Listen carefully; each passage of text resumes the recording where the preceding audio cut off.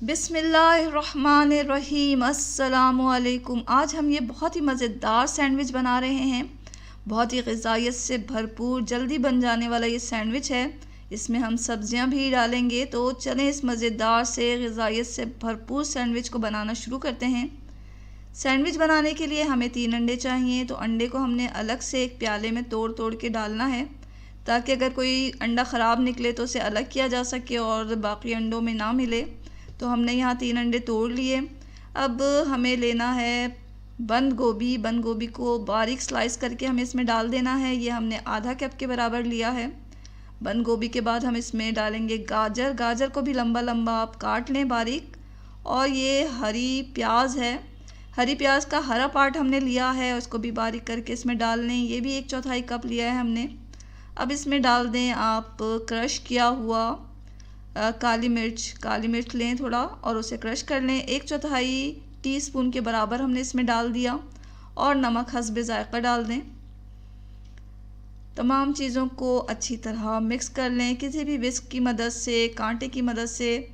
तो इसके लिए हमें बहुत किसी मशीन की ज़रूरत नहीं, जो चीज़ आपके पास हो अवेलेबल उससे आप इसे अच्छी तरह फेंट लें। फेंटने के बाद इसे हमें रख देना है साइड में। अब इसे तलने की तैयारी करना है। तलेंगे हम इसे ऑलिव ऑयल में। आप चाहें तो कोई सा भी कुकिंग ऑयल ले सकते हैं जिसमें आप खाना पकाते हैं। तलने के लिए हमने फ्राइंग पैन का इस्तेमाल किया है, और वो है ये हमने फ्राइंग पैन जो है वो नॉन स्टिक लिया है, ताकि तेल इसमें कम इस्तेमाल हो।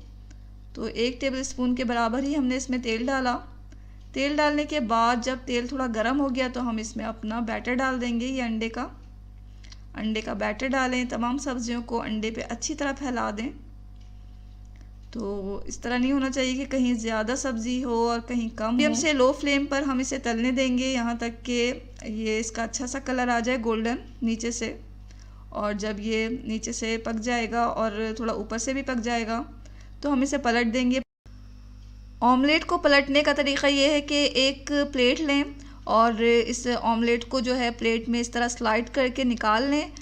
ख़ाली फ्राइंग पैन को प्लेट के ऊपर उलट के रखें और प्लेट को फिर इस तरह पलट दें, तो आसानी के साथ ऑमलेट जो है वो पलट जाता है।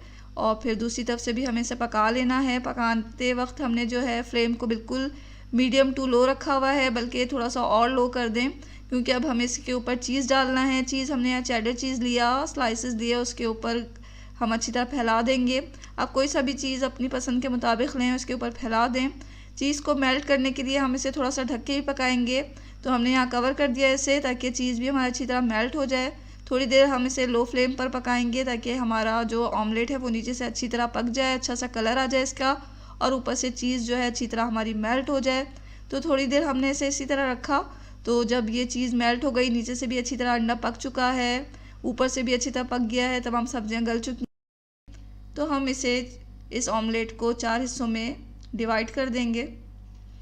तो किसी भी स्पैचुला की मदद से, किसी भी चमचे की मदद से, नाइफ़ की मदद से आप इसे 4 हिस्सों में तकसीम कर दें।